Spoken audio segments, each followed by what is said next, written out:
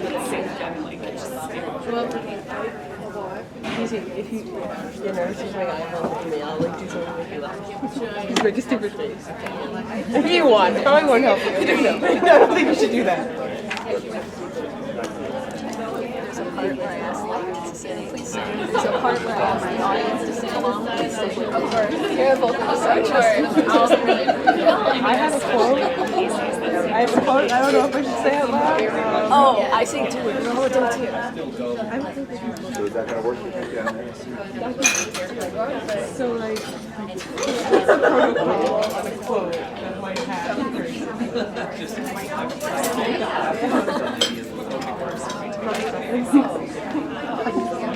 Do it, we're adults.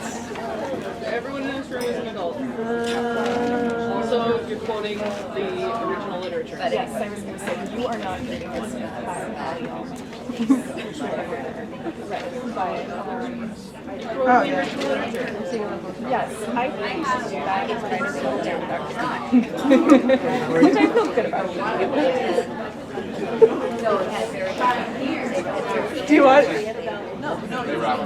Oh. As long as you say Okay. I'll look up and be like, quote. you'll get a chuckle. Who knows? And then you can end quote after that. And you will be safe. All right, I think we're going to get started with the colloquia talks. Casey's going to start us off, and we will have two others. I will let her introduce her project, but take it away. Yes, hello everyone. My name's Casey. I met some of you guys earlier, so thank you for coming tonight. My presentation is on mitigating injury in string orchestra classes. You know what? We're going to You need want a to use mic. the mic? Yeah. All right. I can't hear you in the back. Okay. Is that better? Okay.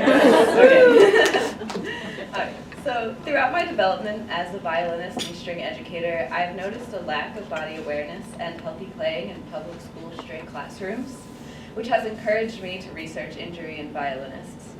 In another sense, though, this is personal. After growing up as a violinist in a public school setting, arriving at college was a big change, especially with the frequency and intensity of which I was playing. And due to this, I was quickly faced with an overuse injury from playing violin. Confused and not sure how to deal with this, I pushed through the pain for some time, which landed me in a sticky situation where my injury could not be ignored and roadblocks began to emerge in my education. As this was happening, I looked around the school at my colleagues and saw so many of them experiencing issues just like mine. It's unbelievably frustrating to have to put your life on hold for an injury that is virtually invisible to the eye, and worse yet, caused by practicing the art that you love. It's a bit of a cruel, vicious cycle. This is when I started to question, why does this happen? Where is the root of the problem, and how can it be fixed? I looked back into my personal history of how I learned to play violin, while I was also observing in classrooms as part of my degree, and noticed that solid physical foundations are often overlooked in public school classrooms. These are the things that led me to investigate the ways in which violin playing affects the musculoskeletal system, and explore how string educators can identify these issues and envision ways to overcome these barriers associated with string playing. So the research of my project is divided into two major components: the study of anatomy, paired with the study of beginner violin pedagogy through the Suzuki method. My goals are to understand the most efficient use of the body, and to understand best practices of beginner string pedagogy, and to blend the two for a curricula that encourages musculoskeletal health in string students. Over the last 3 semesters, I've enjoyed immersing myself in this field of study through work with hand therapists, participation in a teacher development class with the Suzuki method, and becoming familiar with the literature of this field. When students are not held back by physical barriers, they will likely be able to grow and learn with joyful ease. My hope is to help future string educators learn ways to promote body health and awareness in their classrooms, which in turn creates a safe and positive learning environment for a future generation of musicians. So when I first began this project, I was recommended a variety of relevant books and authors by my mentor so that I could gain a deeper understanding of what discoveries have already been made in this field. One author that stood out to me was Jennifer Johnson. Her literature around musicians' wellness has been a great help to my understanding of music education with the body in mind. So one major concept that I found that in order to move efficiently with ease, in any aspect of life, one must have an accurate mental representation of their own body and how it functions. Another word for this mental picture is called the body map, and it is the literal neuronal perception of oneself in the cerebral cortex. In neuroscience, it is known as a variety of other names, such as the body scheme, body image, or mental representation. Now, healthy toddlers have extremely accurate body maps. At this young of an age, they are just discovering their balance in an effort to take their first steps. With underdeveloped muscles, toddlers rely heavily on their sense of poise and balance to begin movement. However, due to the imitative nature of children, they often begin to lose this innate sense of their body and balance by modeling the posture of the adults in their life, who admittedly are not always great examples. So what happens when we've grown up imitating poor posture and slowly clouding our mental representation of our body map? Imitation turns into tendencies turn into habits, poor use of the body becomes ingrained, and we complain of pain. In the context of playing an instrument, no matter the age, it breeds injury. This concept, in a broad sense, is valuable and applicable to just about everyone's lives. However, in the context of string music education, it is especially vital for students to understand how their body works. After all, musicians move for a living. Educators Barbara and William Conable coined the term body mapping as the process of evaluating one's mental representation, aka the body map, discovering inaccuracies, also called mismappings, understanding function, and correcting these mistakes to eventually move with greater ease and balance, avoiding pain and injury both in and out of the string classroom. Now you may be wondering, how does one take on this seemingly daunting task of redefining our body image in our brain? Richard Nichols, professor and chair of applied psychology at Georgia Tech, writes about the arrangement of cells in the motor and sensory areas of the cerebral cortex. The cells are spatially arranged in a way that represents our anatomical image of our bodies. This is the body map. This arrangement of cells that represents the anatomy of our body are heavily dependent on the experiences of each individual. So in the case of musicians, it can be expected that these cortical areas become reorganized in a way that reflects our motor planning practices. From this, we can understand that the body map is tangible rather than metaphorical. We are able to access it, and because of its plasticity, we are able to change it. The act of literally changing the neuronal representation of oneself in the brain is an internally complex task. But body mapping can be guided by three major areas in which we can foster the process for both ourselves and future students. Before I dive into the specifics, here I've laid out an outline of the three major concepts within body mapping that I found most useful for my project and applying to string classrooms. These include discovering where your inaccuracies may lie, training your sense of movement, and developing an awareness. So I'm about to dive into all of these, and I have this up here as a model, or outline for all of them. So discovering our mismappings. Before you can change the body map, you must first access it and discover where your personal mismappings lie. There are a multitude of ways to approach this, but a few of the most popular and most useful are studying accurate anatomical images, self-inquiry, and palpation. These three major things work together to help you understand the reality of your body and how that may have differed from what you originally thought was true. When using self-inquiry as a tool in body mapping, the three most essential questions that you can ask yourself and students are, what is it like, what does it do, and how big is it? These questions address the structure, function, and size of any given body part and makes great prompts for students to think about. Other useful methods include drawing, mirror work, and imitation of beautiful movers. The next step has to do with training the senses. In our culture, we are taught from childhood that there are 5 senses: sight, sound, touch, taste, and smell. In the music classroom, we spend a lot of time training the auditory, visual, and tactile senses. But we have a 6th sense not commonly named in our culture, and it is the sense of movement, our kinesthetic sense. Because it is not commonly named or emphasized, most of us use the kinesthetic sense in very limited ways. In anatomy speak, any kinesthetic information we receive is delivered to the brain by kinesthetic sense receptors found in our muscles and connective tissues. Similar to the way that we can close our eyes and see an image or hear entire melodies, we have a kinesthetic sense in our imagination as well. To experience how your sense of kinesthesia can inform you, try holding your hand out in the air so that you cannot see it, and wiggle and wave your hand and fingers without any of them touching each other. You will notice that you're not using any other of your 5 senses, and yet are still receiving information about your movement. You can think about how fast are your fingers moving? Are they moving side to side? Can you sense if they are stiff or fluid? This is your kinesthetic experience at work. So now that we've acquainted ourselves with the kinesthetic sense in general, we can talk about how to train it. It's similar to that of training one's sense of intonation on an instrument. First, you must hear if a note is out of tune. Then you must know if that note must be raised higher or lower.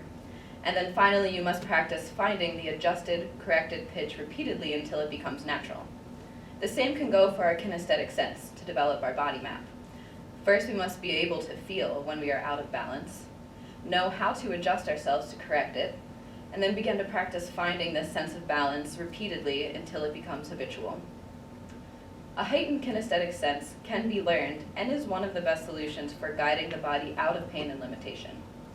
Teaching the importance of this sense to students prevents the younger generation of string musicians and will help them from ever developing pain and limitation in the first place. And the last piece of the puzzle for our body mapping process is the act of training the attention. Attention is often something overlooked in our culture. You most likely have heard a brass demand from a teacher like, "Pay attention," or "Please concentrate," but that's about the extent of it. And the requests are often more for the benefit of the teacher than the student. Attention and awareness can be trained and practiced just like music. It actually goes hand in hand quite well. Something I discovered in this research is called inclusive attention. It is the act of broadening your lens of awareness and taking notice of yourself in space and the space around you. It can be practiced through meditation and mindfulness, yes, even for children. Beginning a mindfulness practice is already known to be quite beneficial for students and future generations in many areas of life. And there's good news. It can make an impact in the music classroom as well. In this context, it allows for students to be open to receiving feedback from their bodies while performing other complex tasks like reading music, playing their instruments, and watching the conductor. There's a relevant term called the Gestalt. It is the entire illuminated area of attention within one's mind. It is the contents of one's consciousness at any given time and how they are organized. Teachers of music want to train this sense to encompass everything within them and around them so that their focus can fluidly roam, attending to whatever requires it at any given moment. The key change coming up in the music, the kid in the back of the room opening a cough drop too loudly, or more importantly, the tension entering their lower back or the aching feeling they're finding in their jaw as they begin to play. And then this way they can address these experiences freely and calmly as they arrive without ever turning into exclusive concentration, where the student locks up and is focused on too much of one thing. Attention is kind of like frozen orange juice. In its concentrated form, it's too strong to be of any use. So for string teachers, it is so important to have a basic understanding of this psychology, of how humans perceive and use their bodies. And when these tenets previously explored are understood, teachers can begin to infuse their curriculum with these 3 major sections of body mapping. These can be inserted into daily lessons, homework, recurring weekly activities, and more. Some ideas that I plan to personally incorporate into my future classrooms are daily meditations and mindfulness practices, observation journals, and weekly anatomy days where students investigate the functions of a different specific body region each week, and overall awareness check-ins throughout rehearsals, asking the students to think about what their bodies are doing. But above all else, the most important thing I can stress is setting up a strong foundation. Creating healthy habits from the start is much easier on the mind and body than attempting to correct mismappings and habits born out of an unstable infrastructure. So in order to understand the best practices in beginner string pedagogy, I used funding from my project to take Suzuki violin teacher training over the summer. And here's where I learned the importance of creating a strong foundation and body function for violinists and string musicians. The Suzuki method is a teaching strategy of string instruments developed by Shinichi Suzuki. Suzuki was a violinist, educator, philosopher, and humanitarian. He was born in 1898, and he studied violin in Japan for years before going to Germany in the 1920s to further study. After World War II, Dr. Suzuki devoted his life to the development of his program, which he called talent education at the time. Suzuki based his approach on the belief that musical ability is not an inborn talent, but an ability which can be developed. Any child who is properly trained can develop musical ability. Just as all children develop the ability to speak their mother tongue, the potential of every child is unlimited. So for my project, I was inspired to dive into this method because it often produces beautiful musicians and humans that move with such great ease. Exploring this pedagogy allowed me to really see how the foundations of strong string musicians are taught, and how this method keeps the body in mind. What I learned here is the value of patience when starting a beginner on the violin. To put it into perspective for you, I took a 2-week-long course that covers the first and single book of the Suzuki method. Going into it, I figured that this would take the full 2 weeks to go through the whole book, but the entire first week we didn't even touch the book once. It was all about setting up a beginner in a very detailed and specific way that sets them up for success in the future. So there were some instructional supports in this introductory method that I found really interesting. One of them is called a foot chart, and I have some pictures of it up here.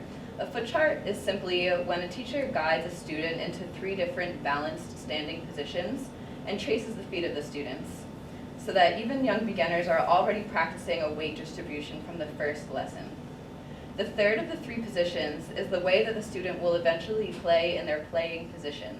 It has the student take a step out, and it gives them an opportunity to feel weight transfer and balance in the center of the body. The student practices with this chart and finds this place of balance many times as a foundational exercise. It seems tedious in the moment, but beginning instruction with basic standing balance sets the student up with a strong foundation and opens up language about the use of their body from day one. Additionally, Suzuki method begins their young starters with a homemade cardboard box violin, as opposed to a real violin. This gives students an opportunity to work with a lighter object than a real violin at first. And the instruction around the box focuses heavily on balance, poise, and positioning. The physical reason behind this instructional support is that young bodies are still working on developing their muscles, and violin playing definitely works some body parts that are not often used in day-to-day life. Having a lighter object to deal with at first allows students to develop and strengthen their muscles gradually over time, as opposed to straining and overworking their muscles. The foundations in balance and ease that students learn here are invaluable, and are also a perfect opportunity to insert some of the concepts about body mapping that we looked at earlier. Beyond actual physical materials, there are also a large amount of educational activities and games that cleverly develop fluid movements through necessary muscle groups before they are ever applied to the instrument. I found that the care and attention of how I was trained to start a beginner at the Suzuki classes is reflective of the care and attention and patience needed to create a solid foundation for string students. If you can take the time to develop concepts in both the mind, body, and aural sense before you leap headfirst into material with students, they will have much more ease and success as they develop their musicianship. And that's what it's really all about, isn't it? I'm interested in teaching music to children so that they have the tools they need to express themselves easily and freely. In order to give themselves this freedom, we must teach them to work with their bodies, not against them.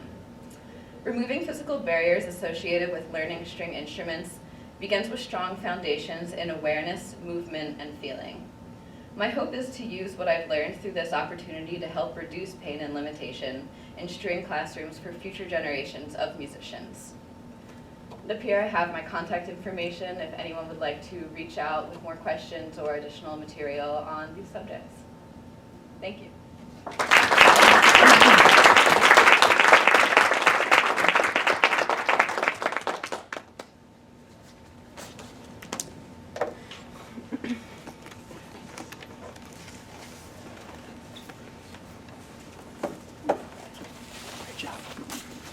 putting